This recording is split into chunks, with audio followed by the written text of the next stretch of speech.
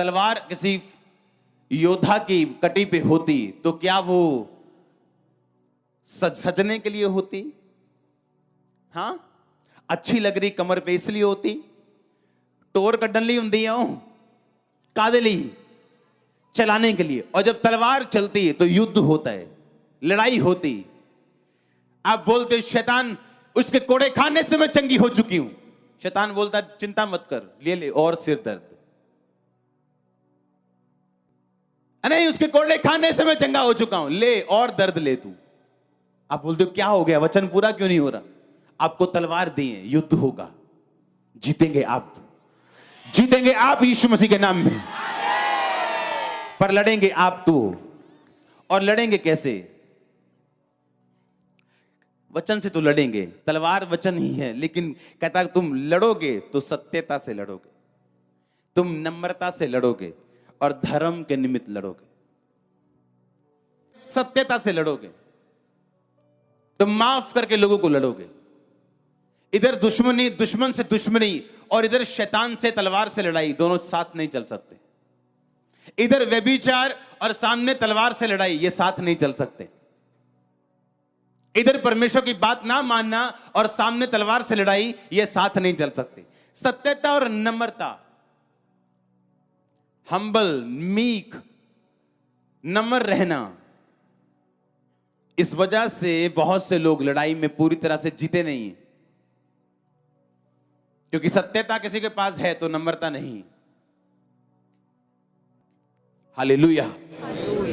Boss के सामने ऐसे झुक के खड़े होने वाला नम्र नहीं है, बॉस की बात को मानने वाला नम्र है, चाहे वो खड़ा जैसी मर्जी हो। कोई लाख बोले मैं बहुत अच्छा हूं, मैं बड़ा काबिल हूं, अगर वो बॉस की बातों को एग्जैक्ट फॉलो नहीं करता तो वो एक्चुअल में नम्र नहीं, वो दिखता नम्र है, वो एक्टिंग नम्र होने की करते हैं, पर नम्र नहीं। सत्यता, नम्रता और धर्म के निमित्त, कि आप धर्म के निमित्त कैसे लड़ते हो, वो तलवार तब काम करती है और तब तीखी है जब अपने घर में आपने यीशु मसीह को ग्रहण किया हुआ, अपने समाज में यीशु मसीह को बोला हुआ, अपने आप को क्रिश्चियन, आपको अपने आप को मसीही पवित्र आत्मा से भरा हुआ डिक्लेयर किया हुआ। पाप करने के टाइम में भी आप अपने आप को उससे अलग रखते हो और लोगों को बताते हो, दोस्तों को बताते हो कि नहीं, जो तुम कर रहे हो वो मैं नहीं कर सकता, क्योंकि मैं सत्यता, नम्रता और धर्म के निमित्त चलना चाहता हूं। नहीं तो वो तलवार जो मेरे पास है किसी काम की नहीं, वो तलवार कटी पे तब मेरे काम आएगी और चलेगी जब सत्यता और नम्रता और धर्म मेरी जिंदगी में होगा। फिर परमेश्वर कहता मैं तुझे ऐश्वर्य दूंगा और प्रताप दूंगा, तेरी ग्लोरी जो होगी दोपहर के सूर्य की नहीं होगी, ऐश्वर्य होगा और तू सफलता के ऊपर सवार होगा। अगर तेरी कॉलिंग बिजनेसमैन की है तो नंबर 1 होगा, पास्टर की है तो नंबर 1 होगा, चर्च मिनिस्ट्री तो नंबर 1 होगा।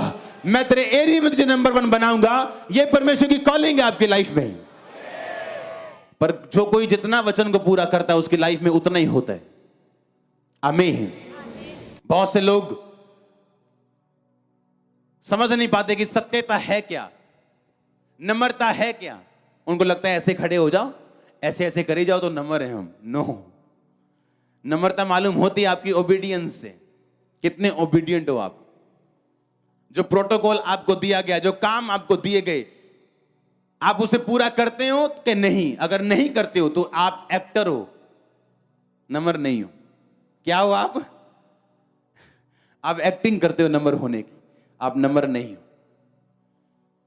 बाइबल कहती है, यीशु मसीह ने कहा जो मुझसे हे प्रभु कहेंगे स्वर्ग के राज्य में प्रवेश नहीं करेंगे, बल्कि वो जो मेरे वचनों पे चलेगा। मुंह से लोग क्या बोले कोई मायने नहीं करता, उनके एक्शन बताते हैं वो क्या है। ये बेसिक नीड्स हैं, धर्म, सत्यता और नम्रता। और तेरा दाहिना हाथ तुझे भयानक काम सिखाए। कौन सा हाथ? आपका रिश्तेदार बीमार है, आपको फोन करके बोल रहे हैं कि मैं बीमार हूं, और आपने अपनी तलवार को कटी में बांधा हुआ, सत्यता, नम्रता, धर्म से आप चल रहे हो। आप बैठ जाओगे प्रेयर में और उसे सिखा दोगे आप कौन हो। यह भयानक काम है। कि आपका रिश्तेदार आपको फोन करके बोल रहा है कि बहन तुझे मैंने फोन करके प्रेयर करने के लिए बोला था, मैं ठीक हूं, मेरा काम हो गया। क्यों? क्योंकि आपका दाहिने हाथ को भयानक काम सिखाने के लिए, आपको दिखाने के लिए परमेश्वर ने दिया। दाहिना हाथ मतलब अथॉरिटी, अधिकार। जो एक तलवार बांधा हुआ व्यक्ति आत्मिक सत्यता, नम्रता और धर्म के निमित्त चलने वाला व्यक्ति अपने पास रखता है, जो परमेश्वर ने हमें बनाने के लिए दिया। आपका बॉस भी देखता है उस तलवार को, अगर आपके पास है तो। आपके रिश्तेदार देखते हैं उस भयानक कामों को, आपका स्टाफ भी देखता है उन भयानक कामों को जो परमेश्वर आपके द्वारा करता है, क्योंकि आप वो व्यक्ति हैं जो सत्यता, नम्रता और धर्म के निमित्त चल रहे हैं। मैं नहीं कह रहा आप आज सुन के जाएंगे और कल ऐसे ही बन जाएंगे, लेकिन आप ट्राई कर सकते हैं, उसमें बन सकते हैं। लोग बोलते हैं इंसान परफेक्ट नहीं हो सकता, इंसान गलतियों का पुतला है। बाइबल क्या कहती? सिद्ध बन जिस तरह तेरा स्वर्ग के पिता। इसका मतलब आप सिद्ध बन सकते हो, ट्राई तो करो, आगे तो बढ़ो। आप गिरोगे, उठोगे, गिर के गिरे मत रहो। गिरना प्रॉब्लम नहीं है, गिर के गिरे जाना प्रॉब्लम है। आप गिरोगे, उठोगे। जब एक बच्चा चलना सीखता तो गिरता है, लेकिन वो बैठ नहीं जाता, रोता है 2 मिनट, फिर उठ जाता है, भूल जाता है। भूल जाओ पुरानी बातें, फिर से चलो, और प्रभु आपको खड़ा करेगा, और वो आपको ऊंचाई पे खड़ा करेगा। उसने पतरस को किया, वो आपको करेगा। वो बदलने वाला परमेश्वर नहीं है। बस गिरे मत रहो, उठ जाओ और खड़े हो जाओ। आमीन। और फिर चलो, फिर चलो।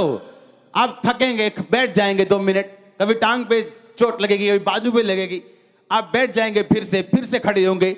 एक दिन आप भागना सीख जाएंगे और अपने परिवार को साथ भगाना भी सीख जाएंगे। उसने कहा तेरा दाहिना हाथ तुझे भयानक काम सिखाए। आप भयानक काम करने के लिए बुलाए गए हो। क्या ये भयानक काम नहीं? जो जो जो 80,000 यूरो नहीं कर सके, वो एक प्रेयर ने कर दिया। जो आईवीएफ नहीं कर सका, जो डॉक्टर नहीं कर सके, वो प्रेयर ने कर दिया। जिसका इलाज नहीं है मेडिकल साइंस में, वो प्रेयर ने कर दिया। तो परमेश्वर ने कहा मैंने तुम्हें भयानक काम करने के लिए बुलाया। उसने कहा लोग तेरे साथ होंगे, डिवाइन हेल्पर्स तेरे साथ होंगे। अगर तू सत्यता, नम्रता में चलेगा, तेरे होठों पे अनुग्रह होगा। अगर तू सुंदर होगा, परम सुंदर होगा, धर्म से प्रीति रखेगा, दुष्टता से बैर रखेगा, अगर तेरे सिर पे तेल होगा, अनॉइंटिंग होगी, अभिषेक होगा, तू सफलता पे सवार होगा, तेरी कटी पे तलवार होगी, तो भयानक काम सीखेगा। तेरा दाहिना हाथ तुझे भयानक काम करना सिखाएगा। तेरा दाहिना हाथ तुझे भयानक काम सिखाए। तलवार कहां बांधनी है? कटी पे। सत्यता, नम्रता, धर्म के निमित्त अपने ऐश्वर्य और प्रताप के ऊपर सफलता से सवार हो। ये मेरी प्रेयर पॉइंट्स है मेरे, जो मैंने लिखे। हां, पहली प्रार्थना किस चीज के लिए करनी, दूसरी, तीसरी, चौथी, पांचवी, इस तरह से मैं प्रार्थना करता हूं। आपको प्रेयर पॉइंट्स करके प्रार्थना करनी है। और एक दिन में 30 पॉइंट लिखने की जरूरत नहीं। बैठ जाओ प्रेयर में। आपको पता है कि 4-5 पॉइंट्स हैं आपके पास, लिखो, फिर लड़ो उन पे, मारो मुक्के, पकड़ो शैतान को। रोज अगर एक पापी विधवा का न्याय कर सकता है, परमेश्वर ने कहा वो लोग जो दिन रात मेरे नाम की दुहाई देते, मैं उनका न्याय क्यों ना करूंगा। तो अपने आप से पूछने की जरूरत है, क्या मैं दिन रात दुहाई देने वाला व्यक्ति हूं, या सिर्फ विश रखता हूं, मुझे ये मिल जाए, मेरा ये काम हो जाए, मैं ठीक हो जाऊं। तो विश परमेश्वर पूरी नहीं करते हर बार, क्योंकि वो जीनी नहीं है, वो परमेश्वर है। अगर ऐसी विश पूरी हो तो आप आलसी हो जाएंगे, और कोई बाप नहीं चाहता उसका बच्चा आलसी हो। सब कुछ अगर प्रार्थना से मिल जाए, आप काम ना करें, बिजनेस करने ना जाएं, अपने परिवार को ना संभालें, तो आप आलसी हो जाएंगे, आप इग्नोरेंट हो जाएंगे, आप बेपरवाह हो जाएंगे, और यह परमेश्वर नहीं चाहता। हालेलुया।